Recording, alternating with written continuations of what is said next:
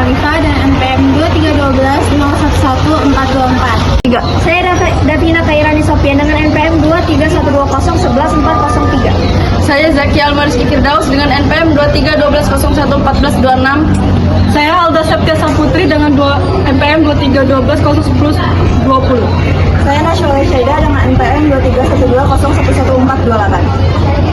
Kasus penganiayaan terhadap nenek berusia 67 tahun di Pasar Mangu, Boyolali pada Mei 2025 memicu dilema etis dan hukum yang kompleks. Nenek berinisial S dianiaya hingga babak belur oleh dua petugas keamanan pasar setelah ketahuan mengambil 5 kg bawang putih tanpa izin. Secara hukum positif, pencurian dan penganiayaan adalah perbuatan pidana yang harus ditindak menurut KUHP. Namun secara moral, korban dari penganiayaan ini adalah seorang lansia miskin yang terdesak kebutuhan hidupnya. Disinilah terjadi konflik antara penegakan aturan formal, empati kemanusiaan, dan tuntutan keadilan sosial. Dalam narasi ini akan dikaji konflik tersebut dengan menggunakan kerangka filsafat hukum Gustav Fred Bartsch, Hans Kelsen, serta teori keadilan menurut John Rawls dan Amartya Sen. Dalam hukum positif, kasus Nenek S melibatkan dua tindakan pidana. Pencurian 5 kg bawang putih melanggar pasal 362 KUHP, serta penganiayaan oleh petugas pasar yang dijerat pasal 170 atau 391 KUHP. Pendekatan positivity seperti yang dianut oleh Hans Kelsen menekankan bahwa hukum adalah sistem norma yang berlaku tanpa mempertimbangkan nilai moral.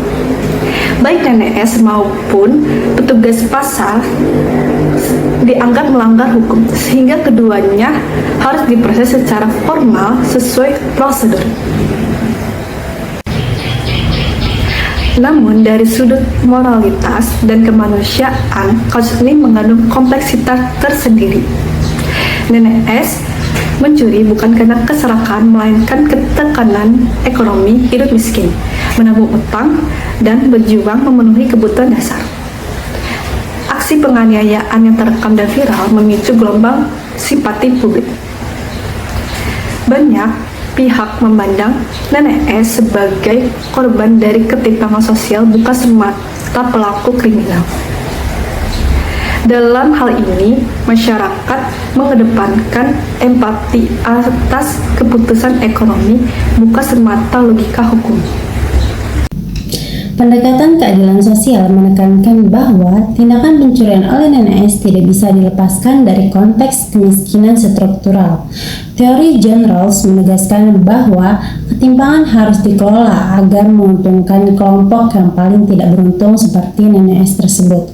Sementara, Amartya Sen menekankan pentingnya memberikan kebebasan substansial seperti akses ekonomi dan sosial agar setiap individu bisa hidup bermartabat. Kriminalisasi terhadap orang miskin yang mencuri untuk bertahan hidup ini menunjukkan adanya kegagalan sistem dalam menciptakan keadilan sosial. Dalam filsafat hukum, Gustav Fred Bartsch menilai bahwa jika hukum positif menciptakan ketidakadilan ekstrim, maka hukum itu harus dikoreksi demi keadilan. Dalam kasus ini, menghukum seorang nenek miskin karena pencurian bisa dianggap bertentangan dengan rasa keadilan. Sebaliknya, Hans Kelsen berpendapat bahwa hukum harus ditegakkan tanpa mempertimbangkan moral, karena hukum bersifat netral. Perdebatan ini menunjukkan ketegangan antara kepastian hukum menurut Kelsen dan keadilan substansif menurut Bartsch, yang dalam konteks Nenek S menimbulkan pertanyaan mendalam. Apakah menegakkan hukum tanpa mempertimbangkan latar belakang sosial justru menambah ketidakadilan? Tanggapan masyarakat terhadap kasus ini terbelah menjadi dua. Sebagian besar publik memihak pada Nenek S sebagai korban, menitik beratkan empati pada penderitaan orang miskin. Bukti simpati ini terlihat dari arus bantuan yang diberikan kepada keluarga Nenek S. Namun, kelompok lain merasakan simpati terhadap dua petugas keamanan yang ditahan. Para pedagang pasar menggalang donasi untuk keluarga petugas karena mereka punya anak dan istri yang kini kehilangan penghasilan. Salah satu pedagang bernama Ilham berargumen bahwa pemukulan memang salah, tapi masa yang mencuri malah dibantu, sedangkan penjaga malah ditahan. Dilema inilah yang memperlihatkan keberpihakan norma sosial antara adil pada hukum versus pedihnya nasib manusiawi.